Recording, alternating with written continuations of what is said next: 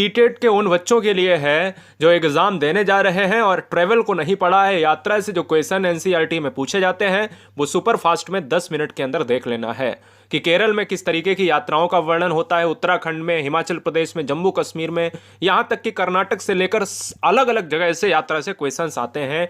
Train ticket से भी question देखने को मिलता है। सब कुछ जानेंगे इस वीडियो में। तो कुछ इस तरीके से क्वेश्चन पूछे जाते हैं। हम क्वेश्चंस को ना करके पहले हम डिटेल में जान लेते हैं कि परिवहन है क्या।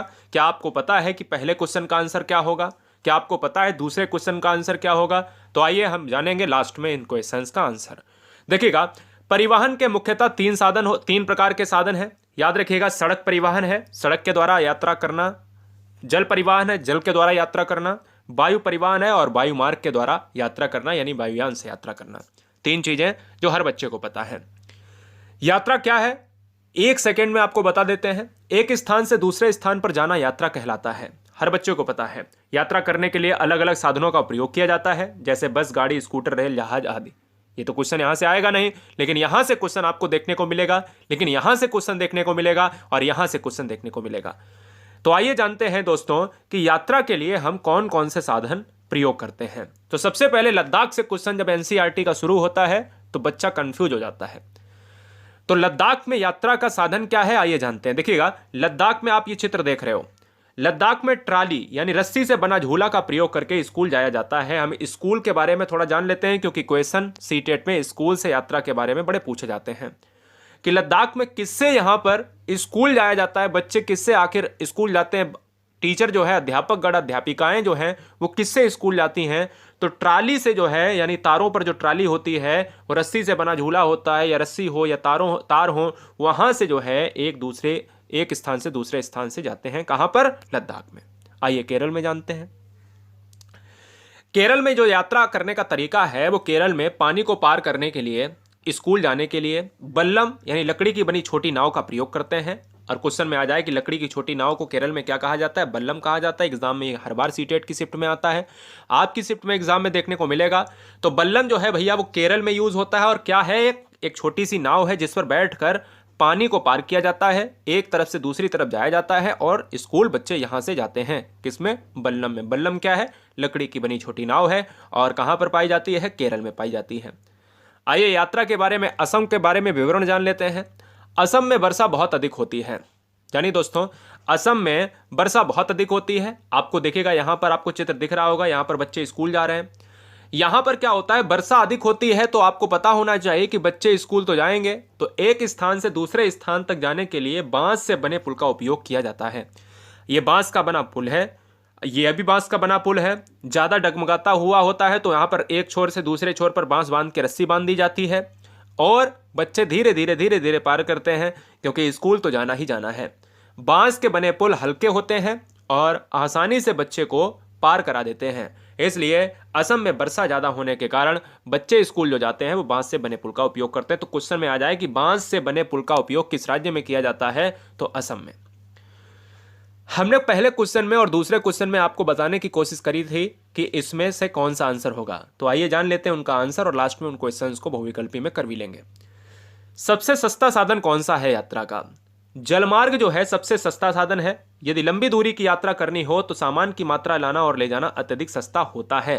तो जलमार्ग जो होता है वो सबसे सस्ता साधन है। ये दिमाग में बैठा लो, ना कि आप रेल मार्ग मारना है। आपके दिमाग में आता होगा कि रेल मार्ग सबसे सस्ता साधन होगा, ऐसा नहीं है। रेल मार्ग एक मध्यम साधन है जो न महंगा है न ज्यादा सस्ता है। हां, सबसे सस्ता साधन कौन सा है? जलमार्ग है। जलमार्ग सेवा एक ऐसा सस्ता साधन है जो कहीं ना कहीं उचित मात्रा में आपको उचित दूरी तय करा देता है, लंबी दूरी तय करा देता है। सबसे महंगा साधन कौन सा है? परिवहन का सबसे महंगा साधन है वायुयान। वायु परिवहन में सबसे ज्यादा आपको पैसा देना पड़ता है। वायु परिवहन सबसे तीव्र है किंतु महंगा परिवहन साधन है। पूछा जाए, तीसरा क्वेश्चन यह भी पूछ सकता है कि सबसे यात्रा का तीव्र साधन कौन सा है? तो भी वायु परिवहन है। सबसे धीमा साधन कौन सा है? मंद साधन जो आपको बहुत देर में पहुंचाता है वो है जलमार्ग है। ठीक है, ये बात दिमाग में बैठा लीजिएगा। जिससे मध्यम से दूरी, यानी मध्यम से मध्यम दूरी, लंबी से लंबी दूरी कम समय में कर सकते हो, लेकिन आपको पैसा ज्यादा देना पड़ेगा क्योंकि सबसे महंगा साधन है। आइए उत्तराखंड के बारे में ट्रेवल को जान लेते हैं कि उत्तराखंड में पहाड़ों के बीच एक ऐसी जगह है जहां चारों तरफ फूल ही फूल हैं। इसे फूलों की घाटी कहा जाता है। आपको मैं बता दूं, फूलों की घाटी जहां संजीवनी लेने आए थे हनुमान जी, ऐसा माना जाता है। तो पहाड़ों के बीच एक ऐसी जगह है जहां फ्लावर्स वैली है। तो फ्लावर्स वैली कहां पर है, अगर एग्जाम में क्वेश्चन आए तो उत्तराखंड में अवस्थित है। तो ये देखिए कितना अच्छा लगता है फ्लावर्स वैली दोस्तों, उत्तराखंड की वादियों में। उत्तराखंड में अगर देखा जाए दोस्तों, यात्रा के संबंध में जो क्वेश्चन आता है कि उत्तराखंड में ऊबड़ खाबड़ पथरीले रास्तों को पार करके ही बच्चे स्कूल जाते हैं। अगर लोगों की बात करें तो लोग देखिए किस तरीके से पत्थरों पर पैर रखकर इधर उधर आगमन कर रहे हैं और आवागमन हो रहा है, ठीक है ना। तो ये था उत्तराखंड के बारे में ऊबड़ खाबड़ वाले पथरीले रास्तों का इतिहास। आइए राजस्थान की बात कर लेते हैं। तो राजस्थान में देखिए प्यारे बच्चे कितनी अच्छी तरीके से जा रहे हैं और ऊंट जो है ऊंट गाड़ी के माध्यम से आगे खींच रहा है। राजस्थान में जो यात्रा का वर्णन होता है तो मैं आपको बता देता हूं, राजस्थान में जो यात्रा का वर्णन होता है वो राजस्थान में ऊंट की गाड़ी का प्रयोग करके बच्चे स्कूल जाते हैं। आइए गुजरात के बारे में जान लेते हैं। गुजरात में बच्चे जो स्कूल जाते हैं वो जाते हैं किससे, ये देखिएगा। आप कहोगे कि सर इसमें दिख नहीं रहा कुछ इंजन, अरे भाई ये उल्टी गाड़ी है, आगे इसके वो लगा हुआ है। गुजरात में जुगाड़ गाड़ी होती है। जुगाड़ गाड़ी अगर आपने बच्चों ने देखी है तो कमेंट करिएगा। बहुत बढ़िया, बहुत अच्छे, क्या बात है। क्या आप भी स्कूल में मस्ती करे हैं? मुझे पता है कि आपने भी बहुत अच्छी मस्ती करी होगी। आप भी किसी तरीके से जाते होंगे, साइकिल से जाते होंगे, आपके पिताजी छोड़ने जाते होंगे। बिल्कुल मजा आता था ना, बचपन याद करो तो बड़ा अच्छा था। रोते थे स्कूल जाते थे, लेकिन आज होता कि अरे वही दिन अच्छे थे। तो गुजरात में जुगाड़ से बच्चे स्कूल जाते हैं, ये भी आपको याद रखना है। यदि गुरुशिव वर्ल्ड एग्जाम स्टडी में पहली बार हैं आप तो चैनल को सब्सक्राइब इसलिए कर लेना क्योंकि हमें अध्यापक अध्यापिका बनाना है आपको, और आपको बनना है क्योंकि हम टीचर वैकेंसी की बात करते हैं। और गुरुशिव वर्ल्ड एग्जाम स्टडी 3 से 4 मिलियन एक ऐसा परिवार है जो केवल शिक्षक बनाता है, देश का एकमात्र ऐसा परिवार जो केवल टीचर वैकेंसी पर बात करता है। यात्रा की बात करें दोस्तों तो उत्तर की पहाड़ियों में बहुत ज्यादा बर्फ पड़ती है। इस बर्फ पर चलकर ही बच्चे स्कूल जाते हैं। तो उत्तर की पहाड़ियों का मतलब है जम्मू एंड कश्मीर का क्षेत्र, हिमाचल प्रदेश का क्षेत्र, ठीक है। ये याद रख लीजिएगा, ये कर लीजिएगा, एग्जाम में ट्रेंड होंगे क्वेश्चन। गोवा में यात्रा का वर्णन कैसे होता है ये जानते हैं। तो गोवा से केरल तक रेल के रास्ते में 92 सुरंग। अब देखिएगा गोवा से क्वेश्चन आते ही आते हैं, ये भी पॉइंट पूछा जाता है, ये भी पॉइंट पूछा जाता है।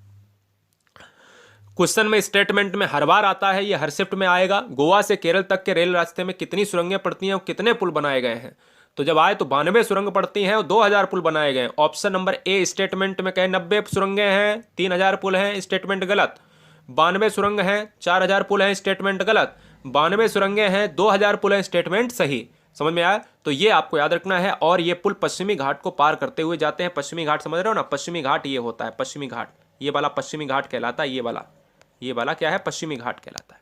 चलिए, केरल में पानी को पार करने के एक स्थान से दूसरे स्थान तक जाने के लिए फेरी का उपयोग किया जाता है। फेरी आप समझते हो। इसके अलावा अन्य तरह की नाव का इस्तेमाल किया जाता है। अन्य तरह की नाव भी होती हैं, फेरियां भी होती हैं। फेरी नाव का एक प्रकार, ठीक है ना, याद रखिएगा। केरल में छोटी नाव को बल्लम कहा जाता है, जो लकड़ी से बनी होती है। बच्चों को स्कूल पार कराने के लिए या लोगों को इधर से उधर पार कराने के लिए प्रयोग किया जाता है, ठीक है ना, याद रखिएगा। आइए पेट्रोलियम और अबू धाबी के बारे में थोड़ा जान लेते हैं, बकरियों के बारे में जान लेते हैं और वीडियो को खत्म करते हैं। यात्रा के बारे में हमने देखा है, तो सबसे पहले हम पेट्रोलियम के बारे में जान लेते हैं। पेट्रोलियम क्या है? पेट्रोलियम से क्वेश्चन एग्जाम में सीटेट में आया था, तो मैं इसको भी हम करा देते हैं। पेट्रोलियम एक बदबूदार है, बहुत ध्यान से पढ़ना, इस क्वेश्चन को बहुत अच्छे से पढ़ना। पेट्रोलियम जो है बदबूदार होता है, गाढ़ा होता है, गहरे रंग का तेल है। ये स्टेटमेंट याद कर लो। यह पृथ्वी की गहराई में चट्टानों के नीचे पाया जाता है। चट्टानों के नीचे लवण जल की सतह के ऊपर तैरता रहता है, जिसको निकाला जाता है शुद्धता के रूप में। इसको प्रेषित करने के लिए शुद्ध किया जाता है बाद में, ठीक है ना, याद रखिएगा। रेल टिकट के बारे में जान लेते हैं। जो बच्चे बहुत परेशान होते हैं कि रेल टिकट के बारे में क्वेश्चन आता है तो कैसे, रेल टिकट जान लेते हैं। देखिए, रेल टिकट में अगर देखा जाए तो एक आरक्षित रेल टिकट में हम इन सभी बातों की जानकारी मिलती है। ट्रेन टिकट में नंबर होता है ट्रेन का, सफर शुरू होने की तारीख होती है, वर्थ एवं डिब्बे का नंबर होता है, किराया होता है, दूरी किलोमीटर में होती है, लिंग होता है क्या, आयु होती है, रेल के चलने का समय होता है। ये बात दिमाग में आपको बैठा लेना है, ठीक है ना।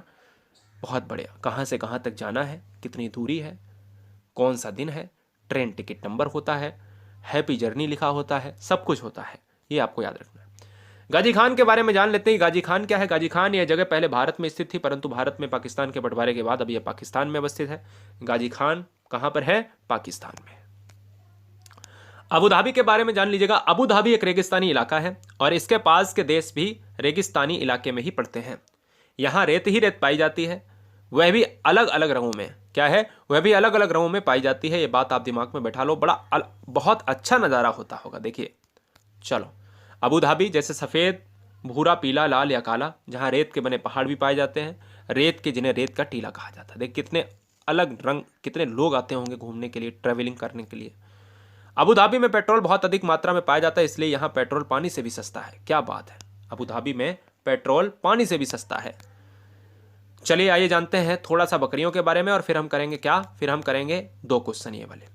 चलिए, भेड़ बकरियां ही इनकी सबसे बड़ी पूंजी होती हैं। ऐसा कहा जाता है कि जिस परिवार में जितनी ज़्यादा भेड़ बकरियां होती हैं, उस परिवार का स्तर उतना ही ऊंचा माना जाता है। क्या है? ये बात दिमाग में आपको बैठा लेनी है। चलिए, और सीटेट का पॉइंट पूछता है, गांधीधाम, अहमदाबाद, वलसाड़, ये शहर कहाँ पर है? गुजरात में है। ये जो गांधीधाम है, वलसाड़ है, सूरत है, ये कहाँ पर है? ये गुजरात में है। ये कल भी मैं बताया था। उडुपी कर्नाटक में, ये भी कल बताया था, कोई बात नहीं। कोट्टायम केरल में, ये नहीं बताया था। तो कोट्टायम कहाँ पर है? केरल में है, इसको याद रख लेना। आइए 2 क्वेश्चन कर लेते हैं लास्ट के।